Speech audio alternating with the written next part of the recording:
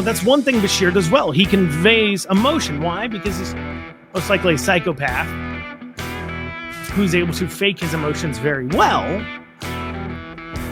But most of these politicians are so caught up with being prim and proper, they're afraid to bring passion. And welcome, everybody, to the Andrew Cooperrider Show. Of course, I'm your host, Andrew Cooperrider. Thanks for tuning in. Got some great stories for you here to go over on Friday. Obviously, we've all been seeing the news, or I hope you have, about Mitch McConnell freezing up on national TV. We're going to talk about, we'll cover that real quick. And then we'll also go over what happens if Mitch McConnell doesn't make it to 2026 when he is up for re-election. We'll also cover the media and Beshear are digging in deep on this. We're not actually against underage gender surgery, something we covered in detail, how he really is, in an episode earlier this week called The Courier-Journal is a part of the Beshear campaign, and you can check that out. But we're going to talk about what Cameron campaign should do next. What should be their attack? How does Cameron pull this out? Finally, speaking of Cameron, at the Farm Bureau Forum, he had brought back up his Medicaid work requirement for able-bodied adults in order to receive Medicaid. We're going to discuss what is that policy, what's it mean, and go into deeper discussion about that. We'll have all that and more today on the Andrew Cooperrider Show. But first, I want to remind you, please like, comment, share, subscribe, follow the page if you're listening on Facebook, follow the page if you're watching on Twitter or X, whatever it's called now. If you're listening on YouTube, make sure you subscribe. And as always, this is available in a podcast only format, audio format on Apple and Spotify and Amazon and iHeart and everywhere where you listen to podcasts, you can find this here. And if you're listening on one of those podcast forums, please, at the end of this episode, remember to leave a review. It helps us out. I appreciate you all for tuning in, and let's dig down into it.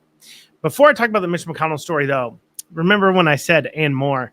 There is an and more story I want to talk about real quick. And this isn't major news, and it definitely isn't deserving of its own segment. But recently, the city of Lexington had passed an ordinance charging Airbnbs for licensing, and in an attempt to restrict what areas they can be licensed in to ensure that they're in, the correct areas so people don't have to deal with Airbnb people, and also to kind of start to regulate Airbnbs as people have cried out over housing costs. But one of the things that they're requiring, part of this, is you get a special license to have an Airbnb. And that is $200 a year per property and $100 a year per additional property that you add on. And well, initially that doesn't, maybe it sounds like a lot, maybe it doesn't. I mean, personally, I think any of these taxations just pushes the cost onto somebody else. Obviously, the Airbnb person isn't going to pay for it, but also, too, as well, with that additional increase of expense, you got to ask, does it drive tourism away from Lexington because maybe was a cheaper place for people to stay? These are all considerations, but that's not what I want to discuss. I don't want to discuss the actual law itself. I want to discuss what they said they are going to spend the money on. What they said in the article, they're spending this $200 per property, $100 per additional property on software to help manage the license people. That's what they specifically said, that the money is for software. And I have to ask you, does this software turn everything it touches into gold? Why is it that is so much money. So let's, if there's 500 Airbnbs in Lexington, or let's say there's even less. Let's say there's 100 Airbnb owners in Lexington with at least one property. That's probably pretty low, but let's say there is 100 at $200 a pop. That is $200,000. $200,000 a year for software to manage 1,000 owners. That is crazy. Software should cost $200 per licensee to manage for the government. It's clearly a gigantic money grab. Clearly money's going to go elsewhere. But I just want to bring that up because I thought that was ridiculous. But anyways, Mitch McConnell, had a issue on Wednesday where it appears he had a medical emergency on screen. We're going to play that for you so you can listen or watch just to kind of remind you about that. Path to finishing the NDA this week has been good bipartisan cooperation and a string of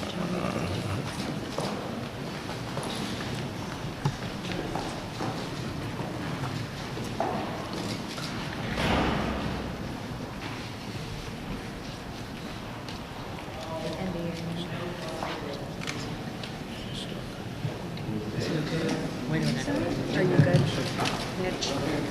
Okay, Mitch. He's checking. Anything else you want to say, or should we just go back to your office?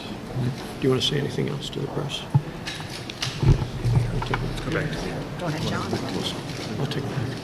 Let's go back to you. Go ahead, John. Go ahead, John. So this is we're coming up on the 1-year anniversary of the IRA, and of course. All right, so there you have it. He was in the middle of a talk, and he appeared towards the end to kind of start to trail off, and then he looks off to the right side and falls silent and still. And then as he's shuffled off stage, to me, it certainly looked like he realized he's either having a heart attack or he was having a mini stroke there on stage. And I greatly dislike Mitch McConnell. I think he's pretty self-serving in that way. I think his entire political career has been about forwarding his own ability to hold power. Sometimes that benefited us in a certain way, such as, pushing and paying for Kentucky to be flipped red, or court appointees. People point to the court appointees because, of course, he wanted to be able to have his say on some of these courts. And so holding up that appointment till Trump could get into office, so Trump could get as many Supreme Court appointees as he did, as well as several other court appointees along the way. They point to as these great successes. And while I hear you there, one of the hallmarks, I believe, of Mitch McConnell is if I don't hold the power, I don't want any Republicans to hold the power. And I have seen him specifically work against Republicans that he just didn't like, even in generals. The party really exists on this idea that when you get to the general, if you've got an R next to your name, we've got to support you. But that is actually a rule that they push upon I don't want to call them the outsiders, but that's a rule the party pushes upon people who aren't the Mitch McConnell type establishments, because they're the first to abandon that rule. They will vote Democrat more often than some of the greatest conservatives that complain about Republicans out loud do. And that's just who they are. And that is who Mitch McConnell is. And we've seen this time and time again. And there's tons of examples of this. But additionally as well, he's got this belief where it comes to just holding on to power for himself personally. He makes decisions not based upon principles, but based upon the quote unquote long game, and he actually wrote a book called The Long Game, and what can serve him, what he believes is the best in the long run. And a great example of that here recently would be the largest piece of gun control legislation we've seen passed in recent history, the Safer Communities Act. And he pushed that forward because he crumbled. I mean, that's just plain straight it. It was an electoral thing. He doesn't care one way or another about guns. He doesn't care if we have guns or don't have guns. What he cares about is winning the next election.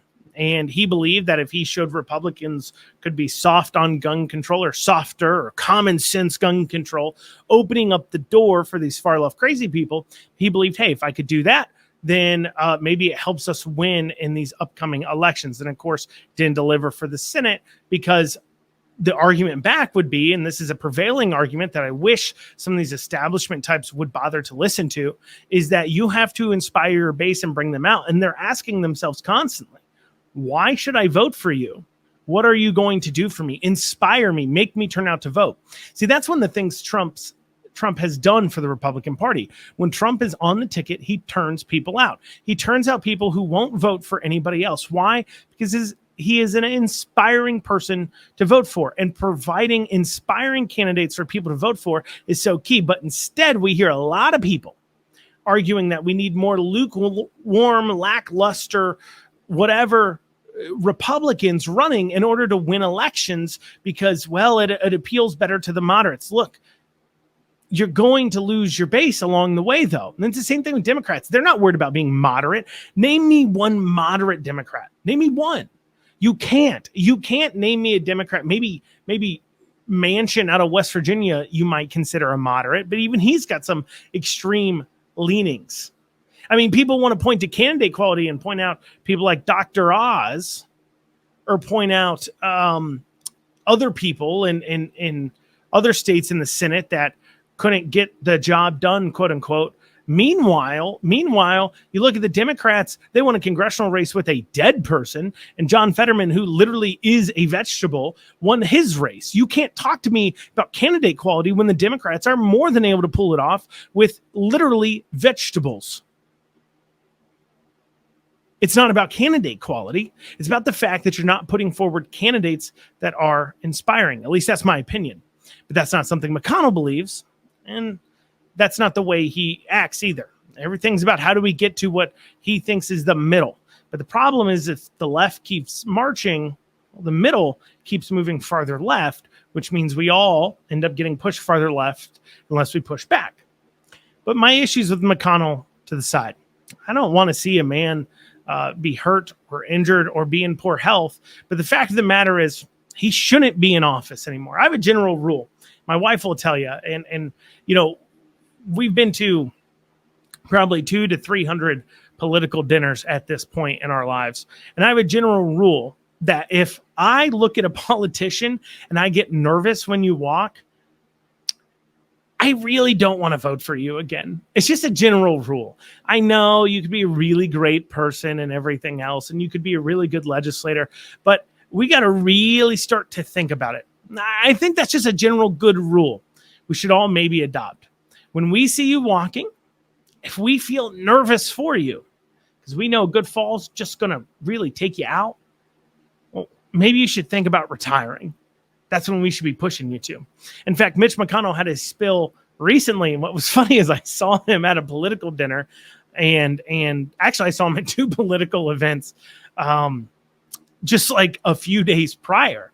And one of them was a kind of a private event that he was at and I was at too as well. And we spoke briefly. And then another event, he was speaking publicly in front of people. And at the event where he was speaking publicly in front of people, he climbed up these steps and I turned to my wife and I go, or I think I texted her.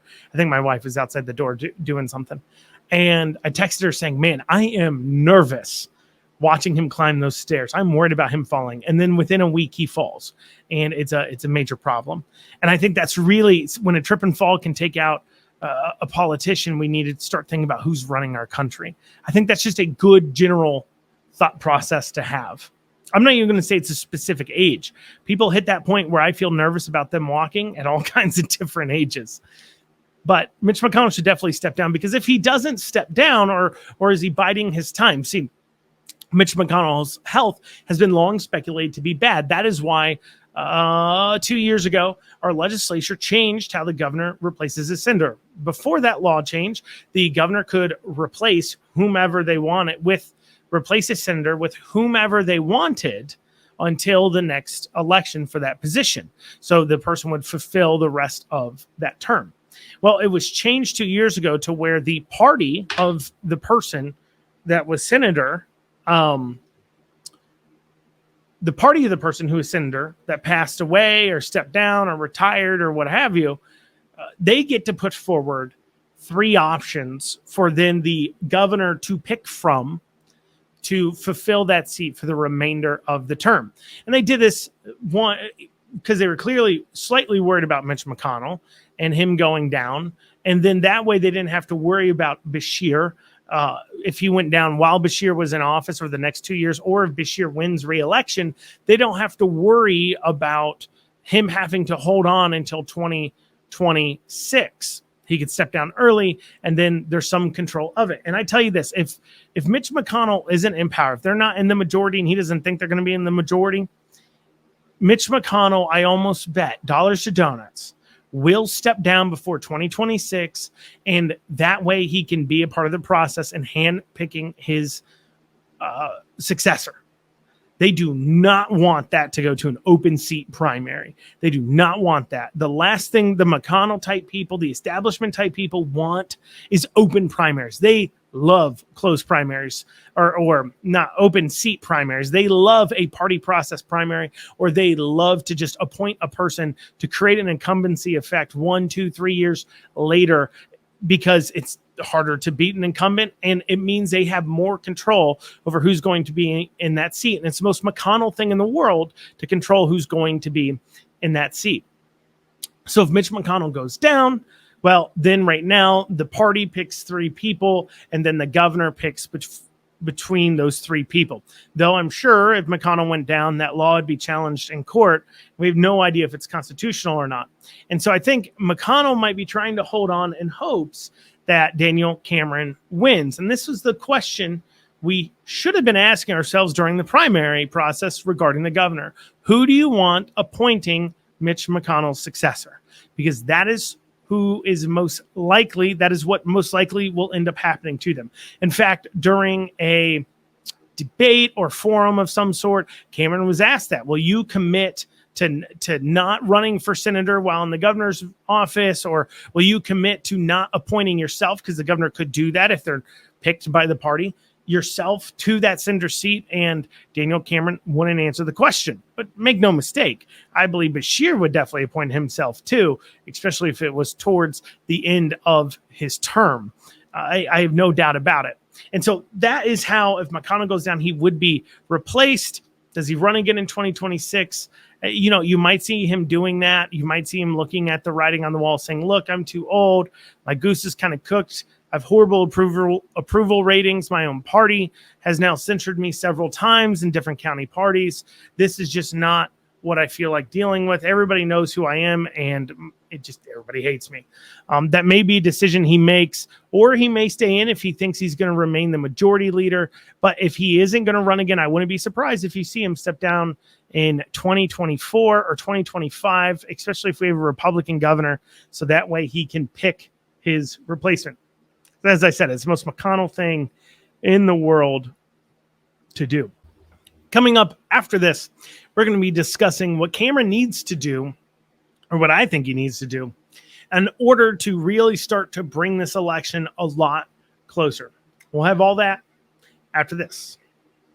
Sorry, y'all, for the ad break, but it is how we keep the lights on. And if you want to hear your advertisement on the Andrew Cooperrider Show, check out theandrewshow.com and click on advertisers, and you can see our pricing there. Once again, that's theandrewshow.com, and just click on advertisers, and you can reach out right there. We appreciate all of your support, as it helps us keep going and bringing the information we need. Also, as well, please like, comment, share, and subscribe. Have a great day.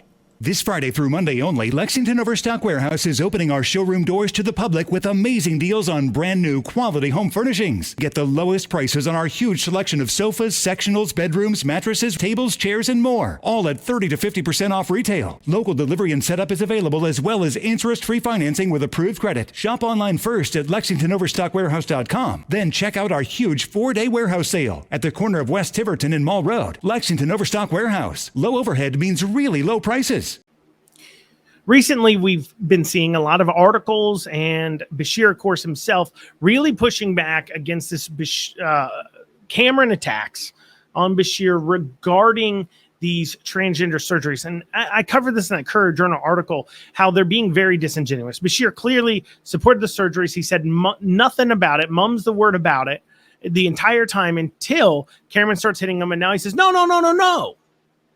I'm for giving hormones and puberty blockers to kids, but I'm not for the surgeries. Now, I never said that at the time, never said in my veto message. I didn't line item veto, nothing. I never said this ever before, but now that I'm being attacked for it, I now suddenly have this opinion. And why? Because, as I said, he knows it polls bet. But in this process, he is certainly giving Cameron a favor if they have the wherewithal to go after him. And the general population, when you look at all of America, general population, only 35% of Americans and the general population are okay with giving children under 18 any kind of hormones or puberty blockers. And a even lower percentage than that in the general population, around 20%, is okay with giving hormones and puberty blockers to children under the age of 13. Now, that is not, see, they can't defend that practice because, as I covered in yesterday's episode, we see fourth graders going by they, them pronouns, calling themselves transgender. And those children, well, if you believe in gender affirming care, which is what they do, Beshear believes that that child needs to be given hormones and puberty blockers. But of the general population, only 20% agree with him. That isn't in Kentucky. That is in America.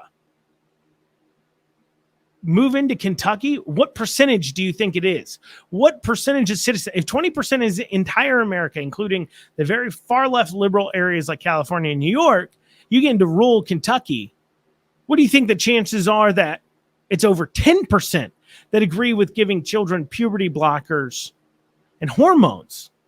It's low. I guarantee you it's low. And in all these attacks, Beshear's making it very clear that he supports giving those to children, giving that type of medication to children. This is where Cameron needs to come in and really hammer Beshear. As I said in the last segment, Republicans want to be inspired. The number one question I get asked is what would be so different between a Beshear administration and a Cameron administration. See, understand how elections work. It's about making it, one, easy to vote for you, two, hard to vote for your opponent, and three, at the same time, you've got to make a case when you're dealing with an incumbent about why you're a better choice. And we really haven't seen Cameron make a compelling case on why he would be a better choice. We haven't seen a whole lot of compelling policy coming out. We do have some policy. He talked about the Farm Bureau Forum, which, by the way, Andy Beshear didn't show up to. That's what he thinks of rural Kentucky. Andy Beshear doesn't even have the time to bother himself with showing up to the Kentucky Farm Bureau Forum because Beshear doesn't care about actual rural Kentuckians. He cares about photo ops and a chance to put his name on a big old check and say, hey, I'm helping you. Remember, keep giving me power. He doesn't care to actually answer their questions, but Cameron did show up. And Cameron reiterated some policy we're going to talk about here in a second. But that's the number one thing I'm asked. What is the real difference here?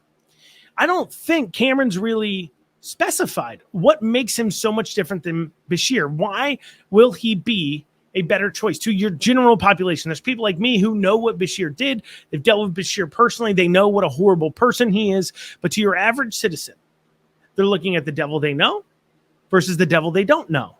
And they're looking to be inspired to vote for somebody else, to not vote for the person they know. It's the same with the Republican base. They're being asked to be inspired. They want to feel like they need to turn out and vote for Cameron. And right now he hasn't delivered it. And I feel that they really haven't done a good job of attacking Beshear in the way he needs to be attacked. We need cutting imagery about the church shutdowns. We need cutting remarks about how he believes about abortion right up until birth. We need cutting remarks, hard ads about how far left he is. We need to put him on the record. He's on the record now about supporting hormones and puberty blockers. So he's already on the record, but now we've got him 5-10 times over in 20 different articles saying that he's for those puberty blockers and hormones. Hit him with it. Hit them hard and strong. Those are the things that are driving people away from it. And at the same time, be inspiring. Talk about what's happening with our kids and don't just give platitudes about it. Get emotional about it. See, that's the one thing I see with a lot of these politicians. It's very hard for them to see emotion in a lot of them. You know, that's one thing Beshear does well. He conveys emotion. Why? Because he's most likely a psychopath who's able to fake his emotions very well. But most of these politicians are so caught up with being prim and proper, they're afraid to bring passion. That is one thing Trump always brought. He didn't have to yell at you. Yelling wasn't his passion. But he spoke to people, and you knew you were hearing what he really thought. That's what people want to see. That's what I'd push the Cameron campaign to do. Start delivering, give people the real, not this fuzzy, warm, political ad. Give us a Cameron that shows, I will fight for you. I will fight for your values. I know my actions. See, this is the thing. Cameron's got actions to back up those words. He's been in court fighting on abortion claims. He's been in court with Beshear on the COVID actions. He's been in court on a lot of these issues. He's been in court defending Senate Bill 150, a bill to ban gender surgeries and giving these hormones and puberty blockers to kids. He is on the record. His actions speak for himself. Now he's got to really bring it out. He's got to really deliver some real passionate, fiery talk, something that really can capture the masses. Well, coming up after this, speaking of Cameron talking about things, he talked about a policy at the Kentucky Farm Bureau Forum regarding work requirements when it comes to Medicaid. And we'll be talking about that after this. 859 Print. My go-to printer. I've done tens of thousands of dollars worth of business with them across campaigns. I've had them do direct mailers, buy TV ads, online advertising, web advertising, you name it. They can do it if it involves marketing. And I tell you this much, I always seek them out. They offer pricing that's the same or sometimes even lower than big places like Vistaprint while giving you that local feel and attention that you deserve. Check out 859 Print. Tell them Andrew sent you. Sorry, y'all, for the ad break, but it is how we keep the lights on. And if you want to hear your advertisement on the Andrew Cooperrider Show, check out theandrewshow.com and click on advertisers, and you can see our pricing there. Once again, that's theandrewshow.com, and just click on advertisers, and you can reach out right there. We appreciate all of your support as it helps us keep going and bringing the information we need. Also, as well, please like, comment, share, and subscribe. Have a great day. Cameron, recently at the Farm Bureau Governor Forum, talked about Medicaid work requirements. So this was a policy. So rewind to Daddy Beshear. Daddy Beshear took away or opened up Medicaid to working unworking able-bodied people. So follow me here. If you are, the idea here is Medicaid is an offering to people, not Medicare. That's for retirees. Medicaid is an offering to people who are either not making a certain level of income or are not working, so they have health care and health coverage. And Steve Beshear opened that up to able-bodied adults to be able to make claims on it without any work requirements. Well, under Bevin tried to attach a work requirement to it. I'm going to tell you why here in a second. Then that went to courts to be argued about whether that was illegal or not. Before that case was settled, Beshear won governor. Andy Beshear won governor, Steve's son, and of course repealed Bevin's actions. And when he repealed it, he said, well, it was a moral, faith-driven action. That's what he said exactly. He said it was a moral and faith-driven action. And then, of course, he's repeatedly said healthcare is a human right. We'll return to whether it's moral and faith-driven to give able-bodied adults healthcare without any work requirement here in a bit. But before we get to that, let's talk about why this was put in place in the first place. See, Kentucky is absolutely abysmal in workforce participation rate.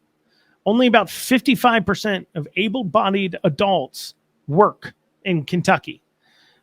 That's a large chunk of people not seeking to find jobs, and that's holding us back for a few reasons. One, it means that those who are working and developing an income, only 55% of able-bodied adults are therefore having to fund our entire government themselves at the state and local and of course, technically federal levels too.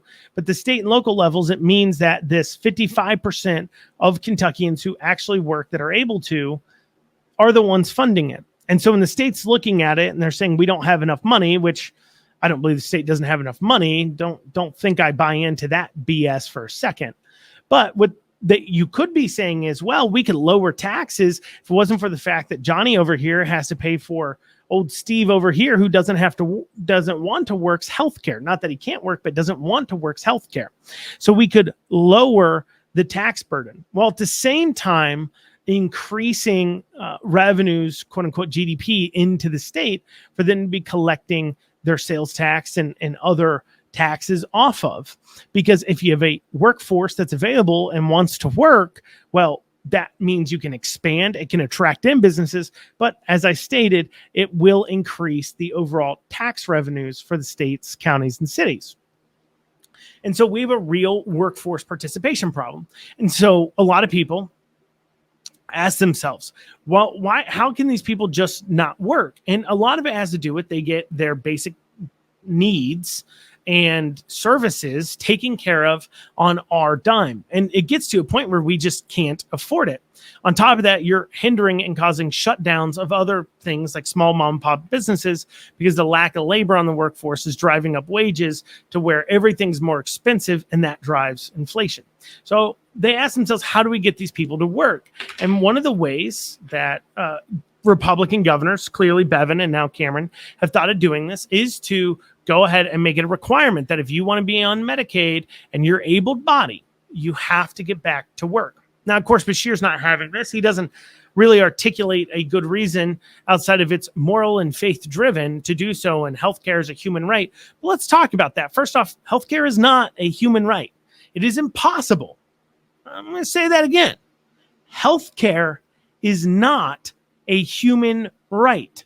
It is impossible for something you receive from another human to be a right. We got rid of slavery a long time ago in this country. When we say that something you receive from someone else is a right, that means you are owed their labor. That is wrong, and that is immoral. So no, healthcare is not a human right. Putting that to the side.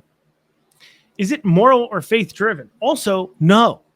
See, first off, these Christians, I'm putting quotations for those listening audio, these Christians that claim it is somehow moral to hand off the responsibilities of your faith to the government because we as Christians believe we're here to help those in need, keyword in need, not lazy, not just lazy people, but people in need. But we as Christians believe we're here to help people in need. And it is out of our kindness and obedience to God that we give that. It is not our belief that government needs to step in and do it. Jesus said, give to the needy. He didn't say give to the needy. And if there's somebody still needing out there and y'all don't want to give it to them, well, just turn to Caesar and have him start robbing everybody else's money and forcing them to give money to these needy people over here because he says so. That's not what Jesus said. Jesus said, do it out of the kindness of your heart. And you're not doing it out of the kindness of your heart if you're wanting the government to force everybody else, including yourself, to this compulsory charity. On top of that, this isn't a traditional charity because the reason why you being in control of how your dollars are spent to help people is so good is because it creates a sense of accountability and you have control over how your dollars are spent. And this way we're talking about, do we want to help out people who just refuse to work? And the average person is going to say, no, I work very hard. Why would I give it away to somebody who just refuses to do the same? They just refuse to. It's not that they're sick. It's not that they're pregnant. It's not that they have kids necessarily. It is just simply that they don't want to work. Why would I work hard for them? Of course not.